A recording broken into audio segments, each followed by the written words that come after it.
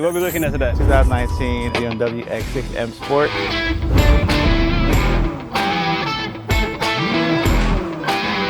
Build your credit properly. Wow, to get over an 840 credit score. Make sure that you leverage the right loan term, whether it's 48 months, 36 months, or 60 months. You do a 60-month cap, no 72s, or it's too crazy work on interest. Leveraging your credit so you don't have to utilize your money. Utilize what?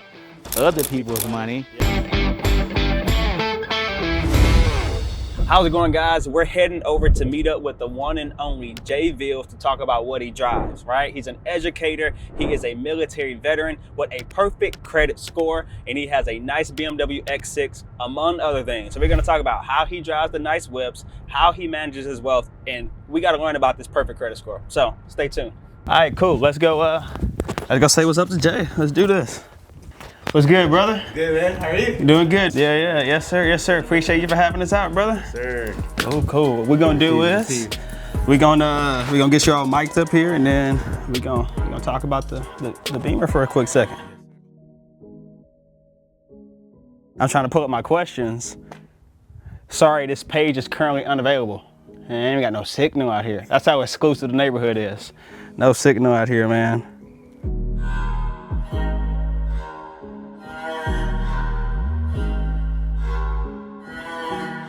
What are we looking at today? Yeah, what's the liability? How's it gonna come? That's the liability. What are we looking at today? Hey, man, so this is a 2019 BMW X6 M Sport. Okay. It is a black on black, of course. You see, it's not a true M, but it's quick, right? Yeah. Quick still, but it has some pretty cool different features that you would not normally have in a regular BMW. Been having it for a few years now. So got it in 2022. Okay. So I've been having it for going on three years and some change now.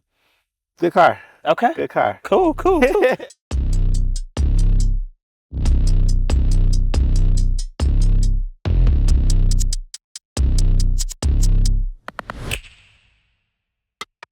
I got a couple questions I'm gonna try to answer about the car, right?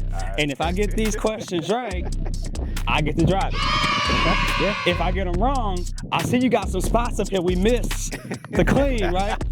I gotta get down there and clean up the powder coated wheels. I gotta wash it, make it look good if I don't get the questions right. All right. So the three questions that I got for this car is the price that you paid for it, right? I gotta be within 5%. All right, gotta be within 5%. Okay. I'm gonna tell you if you financed it, paid cash, or leased it. Okay. Right? Cool. And then the third question is, was it a personal expense or business expense? Okay. All right, fair enough? Yeah.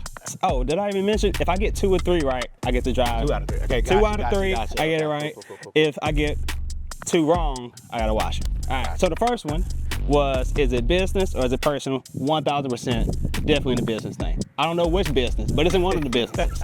All right. It is in the business name. Okay, so Geek education. Ding ding. All right, got the first one right. Second one, you know what? I'm gonna try the hard one first, which is the price of it, because I think the third one I got that one too. But here we go. So price of it. So you say 2019. You bought it in 2022. Yeah. 2019, bought it in 2022. Them Beamers lose some depreciation. So I think when it retailed, MSRP was probably like 80-ish, maybe. I think you probably paid, I'll say 56. A little bit less than that. A little bit less than that. Okay. How much less? So just about 50K. That was the amount before the down payment. So the actual financed version of it was about 46. Okay, but what was the top line price? Top line price was 50. Was about 51. Was it 50? Okay, so I didn't get it, because 5% of 50 would have been about 52,000. So I didn't get it. All right, third question. You gave me the answer to it. I was like, hey, are you doing cash, lease, or finance? You just gave me the answer to it. I'm gonna assume you finance it. I don't think you will pay cash for a depreciating asset, and I know 1000% you didn't lease it.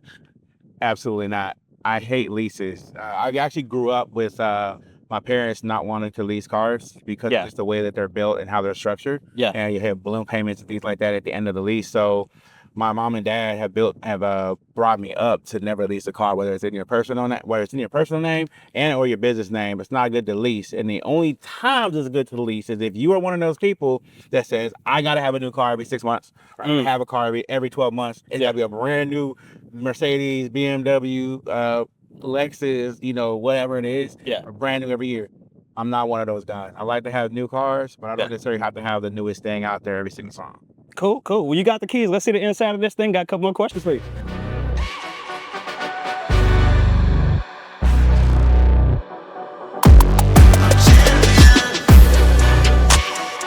All right, so yeah, what does this thing sound like when we start? It says the M Sport. What we sound like when we started up? Let's see what we got. Okay. Okay. Not too bad of a start. Ain't mad at that. Ain't mad at that. Ain't mad at that at all. Ain't mad at that at all. So you talked about not liking leases, right? But you do like new cars. When I'm going into the dealership to get something like this, right? What type of lease? I mean, what type of loan terms am I looking for? What am I doing that's going to be favorable? What am I looking for? So I think when you're buying a car that's only a couple of years old, whether it be 2 or 3 years old, you should finance a car for at least anywhere between 48 to 60 months. I would say you don't want to go too short with the finance because obviously you're going to be putting more money into the car, right? When you have a shorter lease and or a finance buy purchase. But you don't want to go too long because what happens when you go too long? Too much you get more interest. Oh, more interest. Okay. Right? Okay. You get more interest. But cool thing about the new tax laws is that you can obviously write off the interest. We jam. We don't got the copyright for that. We ain't got the copyright for that. Go ahead, you can turn it all the way off. We can't afford the copyright. You can write off the interest, of the car, but anywhere between 48 and 60 months is what I think you should have as a term when you finance a car in general. So you kind of fall on that nice line of not being too expensive, but not having too much interest at the same time. Cool. Okay. That sounds good. Well, what we're going to do is next, we're going to get the car rigged up, get some cameras in here. We'll go for a quick drive. Because now... So we're going to go ahead and get the GoPro set up in here. Outside of just making content and talking about cars, we actually film video stuff. So we got a whole car full of video stuff. So let's do it. I'm going to hit the front. So we'll call it true. So I got the price wrong, but then he gave me the final answer. Right, he gave me the final answer. So I'm gonna get to drive it and I'm gonna help you out. If some spots, we're gonna clean up the rims a little bit, and we got the quick detail for you and everything. So y'all see this right here? We can't leave the Beamer. We can't leave the Beamer like this. You gotta get the shot. You gotta get this. You can't leave the Beamer. You can't leave the Beamer looking like that. That's all that construction on 380. Right. Listen. Okay. That's all the construction on 380. Like Jesus, it's terrible. When they put terrible, man. 380 later. Yeah. So we gonna clean the front of this grill up a little bit. Nothing too crazy.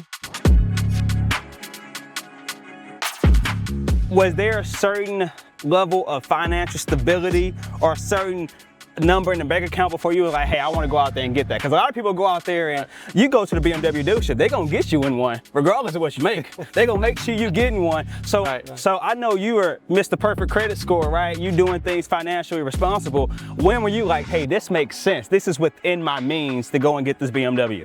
So when I had first got that first one, I said, you know what? When I'm in a place where I'm not spending too much money on mortgage costs, right? Okay. And for insurance costs for the vehicle. Yep. And I have a little bit of breathing room. Yep. And monthly expenses. Yeah. That was when it was the time to kind of like say I got a little bit of wiggle room. Yeah. To go in and play a little bit. Okay. Right? Okay. So that's when I ended up buying that car, the coupe. But then when I got this one, I said, I need to change my strategy up a little bit. Okay.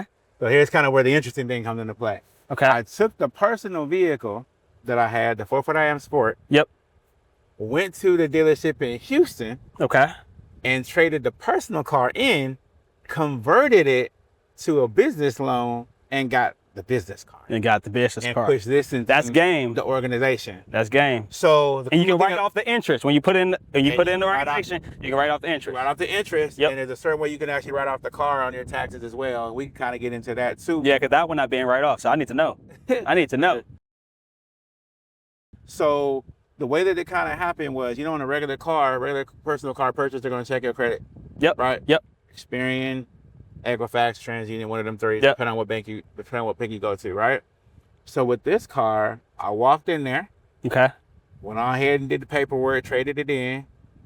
They didn't do nothing with my personal credit score. They walked in and was like, hey, as long as you got business insurance and you have business credit, you can walk out with the car. That's what I did. Game changer. Game changer. I didn't have to worry about doing a whole lot of proof of things with buying with financing this car in the business name. There was a little bit of a snafu. Trying to make sure that the insurance, not necessarily the coverage was there, but trying to get that information that I needed to close the deal that day. To get a hold of my agent. So when I finally got a hold of my agent and everything was able to go through, we pushed out, and it was a good look. BMW is one of the dealerships that you're actually able to get a business car. Without having to worry about them pulling your personal credit. And you can kind of just move kind of straightforward with that. Ally Bank. That's a bar. So you talking about Ally Bank and BMW will allow you to get a business loan for your business vehicle without pulling your personal credit. Correct. All right. If you have business credit already, you can utilize that business credit, and as long as you are sustainable in your business, they'll go on ahead and let you walk out with the keys. You heard that, Garrett? The M5. The M5 is going to be in the business name. All right, I'm already cool with Ally. The M5 is going to be in the business name. That's what I hear. The M5 is going to be in the business name.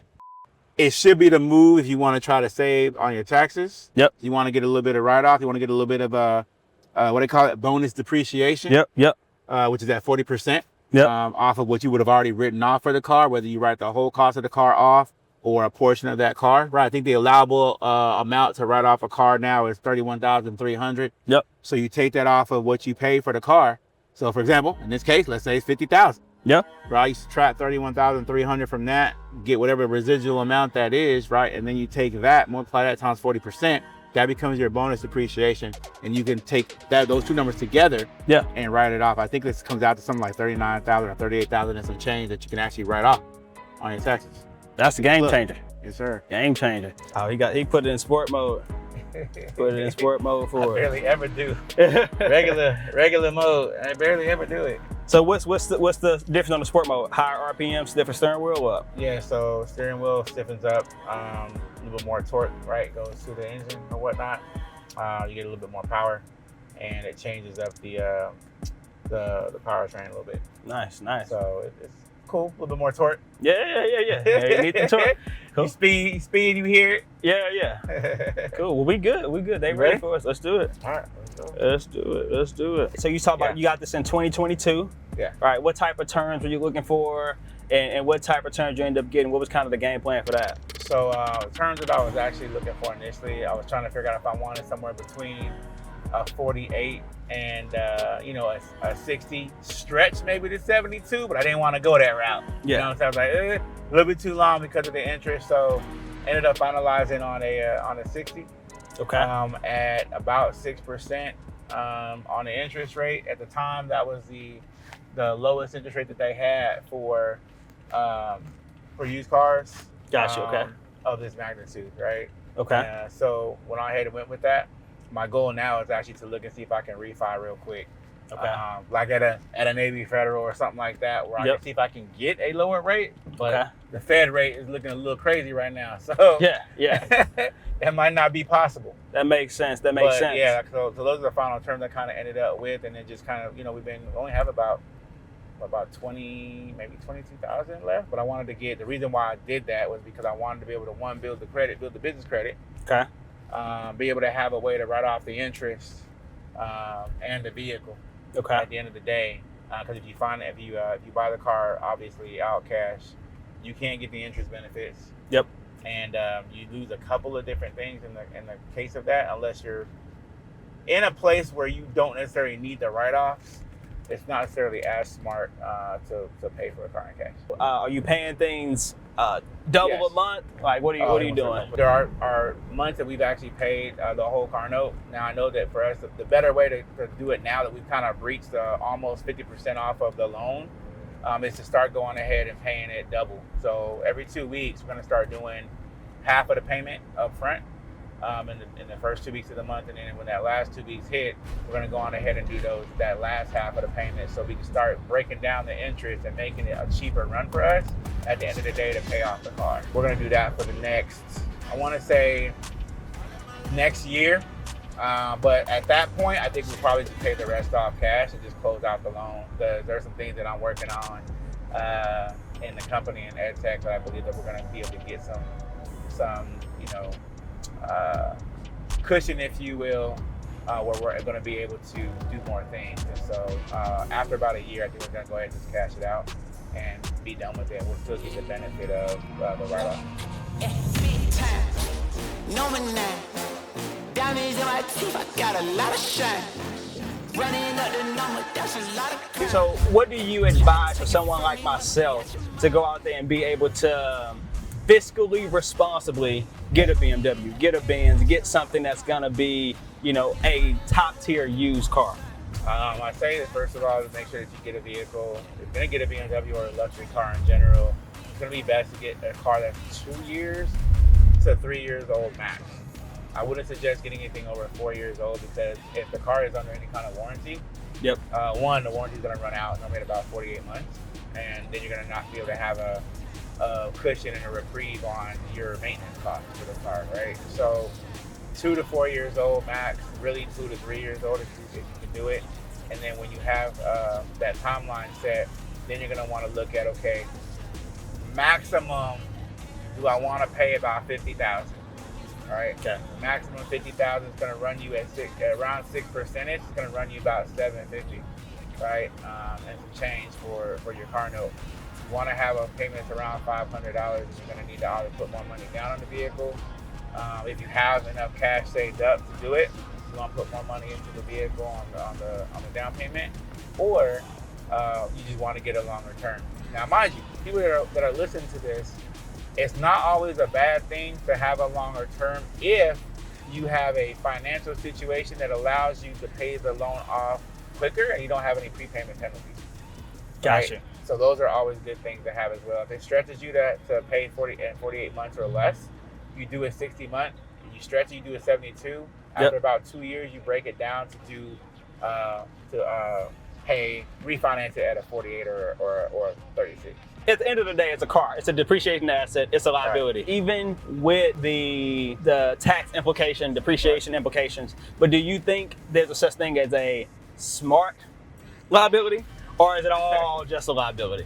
That's a good question. I think that there are ways that you could deem a liability to be smart if you're utilizing that liability either to make money from it, or if you're utilizing it as a play to specifically get you some sort of benefit to write off at the end of the day. Meaning that if you have a lot of expenses in a year in your business, if you made too much money and you need a write-off, you need to go on ahead and have an asset that you're able to, or a liability rather, a smart liability that you're able to write off and get that benefit. Gotcha. So that's smart, but at the end of the day, if you are making money from that, like you're using the car for advertisement, right? Maybe you got something on the car that is an ad, right? Yeah. Or you got stickers on the car that allow you to make money or something like that. Or you rent it out. I don't know how many people still do the whole Turo thing and all that, but I mean, I know many people that kind of put that to rest a long time ago. But if you're renting the car out to other people, making money from it, it's a smart liability, but you don't know what's happening behind the scenes with your car. Yeah, facts. You rent it out. Yeah. But at the end of the day, those are the things I think that make sense for a smart liability. I think anything that you can make money from and get a tax write-off for is a liability that makes sense. But don't go up racking liabilities in your life. Like, you know what I'm saying? You eventually want to have something that's going to continue to make more and more money for you. While you sleep, you can still make the money, if that makes sense. Yeah. You know what I mean? That definitely makes sense. All right, so now I get to drive this thing. It's some traffic though. It's some traffic. We're gonna find out if we got good brakes or not. You got some good brakes on it. It'll be a good look. It's all good. Let's give this thing a try. Let's see. This is nice, man. So I want it. Well, go ahead. No. I know we were talking about the deductions, man. I need to know. I need to know. So for those that's out there, and y'all are really wondering what's going on for 2025, I'm gonna go ahead and tell you guys a few things that I saw. We were talking about deductions and 40% bonus depreciation a little bit earlier. So here's the thing. There's a rule called Section 179 deduction. And what that is allows businesses to deduct the full purchase price of qualifying equipment and vehicles that are placed into service, right? Nice. And more than likely, you're going to need to make sure that the vehicle is placed into service the year that you're actually using the vehicle, right? And so... I ain't cutting you off. You can feel it. It want to go. It want to go. It want to go. I can tell it got that high RPM. We in sport mode. I hear it up there humming. You know what I mean? We're on the residential road. We're gonna keep it PG. But I hear it. I hear it wants to. You know, I hear it. I hear it. It's hard to get used. Yeah, and I see the head up display. So I understand. But go ahead. Continue about the standard deduction. Yeah. So the deduction limit is up to $1.25 million that can be deducted from a qualifying property. Phase out threshold is the deduction begins to phase out if the total equipment exceeds $3.1 million. But in a passenger vehicle that's less than or equal to 6,000 pounds, the depreciation limit, there's a depreciation limit due to the restriction, right? But heavy SUVs that are greater than 6,000 pounds. G-Wagon. That's the G-Wagon rule right there. Yeah. Yep. Right? They qualify for a higher deduction limit. Now, the max amount is $31,300, but the bonus depreciation allows businesses to deduct a significant percentage of the cost of the eligible property or vehicle, right? In that first year, and that's 40%, which is a decrease from previous years, right?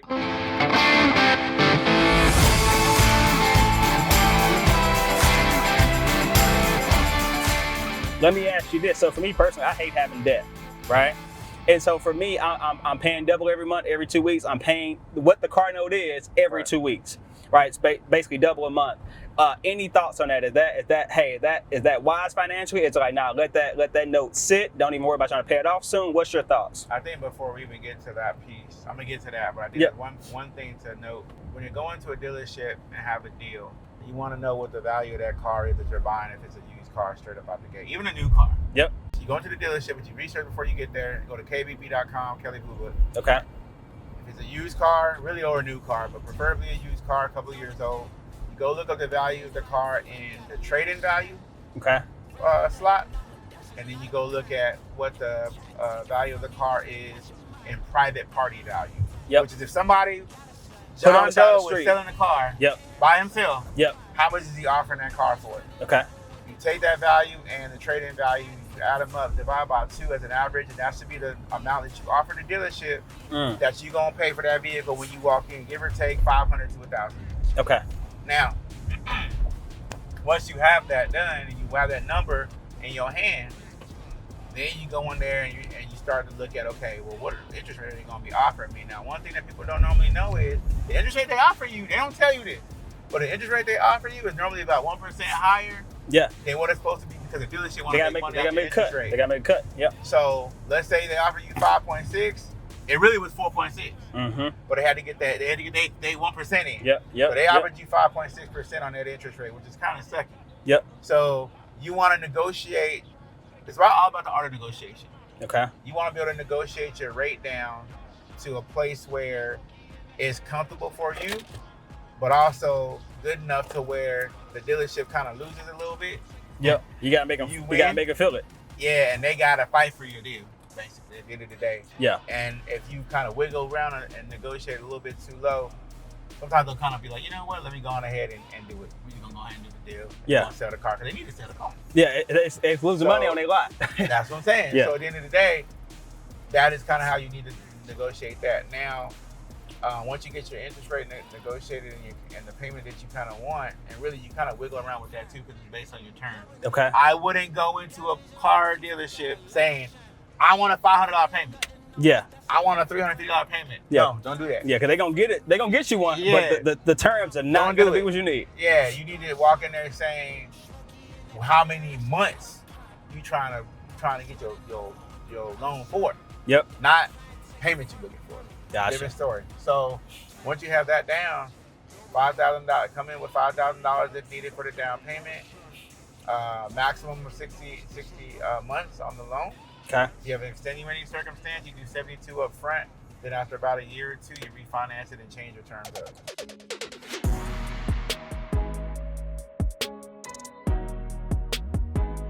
Yeah.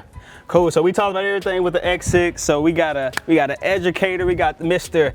850 perfect credit score. Anything else you want to leave a viewer with when it comes to, you know, managing your finances, managing your credit, so you can be able to drive the car, but also build wealth at the same time? Man, y'all, I think one thing to be quite frank is that when you're trying to build your life up, whether you want to get a house, right, whether or not you want to get cars, nice cars, regular cars, you know, sports cars, whatever the case may be, you want to build your life correctly with credit. You start off with credit, right? It took me a while to get, you know, over an 840 credit score. It took me years to do it. It didn't happen overnight, but it took me time. Yep. It took patience. It took execution in the right manners, right? It took building the credit the right way. It took not closing down credit cards, you know what I'm saying? It took utilizing them in the right manner and building a credit profile that makes sense for you to accumulate wealth and or accumulate assets, right? And things of that nature. So first off, build your credit properly, and it takes time and you need patience. After that, then you kind of go in for the kill and you figure out what do you really want. Do you want a normal home? Yeah. Do you want a really expensive house? Do you want a luxury house? Want like one of all these? those things, Want right? one of these right here. That's what you Bought want. this house a couple years ago. Yeah. In a nice neighborhood, but at the same point in time, I had to again figure out if, you know, what was the best option, right? Yeah. And whatever you can afford, you know, when you go to the bank to get your pre-approval, you don't want to go get the pre-approval and say, oh, you're pre-approved for $2 million. Yeah. And go get $2 million. Nah. Like you want to stay within your means. Stay within your means, Yeah. but you want to stay under the wire so you can afford at least as much as you can with some breathing room. And then of course after that, really it's about learning the game in taxes and learning the game in leverage. Yeah. T&L is what it's called, right? Taxes and leverage. Yep. So once you know the tax game, and everybody still learns. Tax rules change every year. I'm not an expert, I'm not a tax advisor. There you go. So I always got to put that disclaimer out there. Disclaimer on the bottom of the screen. But I will say that there are things that I have learned along the journey that have been beneficial in saving from the tax perspective. And then on top of that, leveraging your credit so you don't have to utilize your money, right? Facts. Utilize what? Other people's money in order for you to get assets or to get things in life and to, you know, get homes, multi-fam, investments and things of that nature. So slow and steady wins the race, as they always say. Be smart, be quick with it. But just understand the rules when you are. So if y'all want to reach out to me, your boy on IG at the top tutor, TheTopTutor, or at the Jay Veal brand. Not only do we have the top education and tutoring company in the country that's Black owned, but I also have a financial literacy and credit organization where we do credit consulting on the personal and business scenario, and also do AU servicing and things like that. So if y'all need advice and I can help you with some of these things, holler at me. Let me know. So when you walk in that dealership, you got the 840. You tell them what you want. Yes, sir. Tell them what you want. Appreciate you, bro. Yes, sir. To the next one, man. What you buying next, though? What you buying next? Man, because he got something else in the garage. We only got one side of the garage open. He got something else in there. But what's after this one? What's next? I think that the next one's gonna be probably a true M, right? Okay. Like we talked about an X6M. I love the X6, man. Yeah. The X6M, or I do want to get what's that, like 110? What's the X6M right now? Man, a brand new one's gonna run about a brand new X6M. It's gonna run you about a good 120. 120. About a good 120, 125. Yeah. But you know, I also like the Rolls Royce race that they got out and stuff like that. So it's gonna take a little bit of time. Yeah. But eventually, you know what I'm saying, I'm gonna knock that out and gonna get that, man. I love cars, so it's gonna be some things to come soon. But y'all stay tuned, locked in. Let's do it. I'm building this ed tech company next. Yeah. So y'all gotta watch out for the vibes on that. We taking off. Appreciate you, bro. Yes, sir. Appreciate you. We'll leave it right there.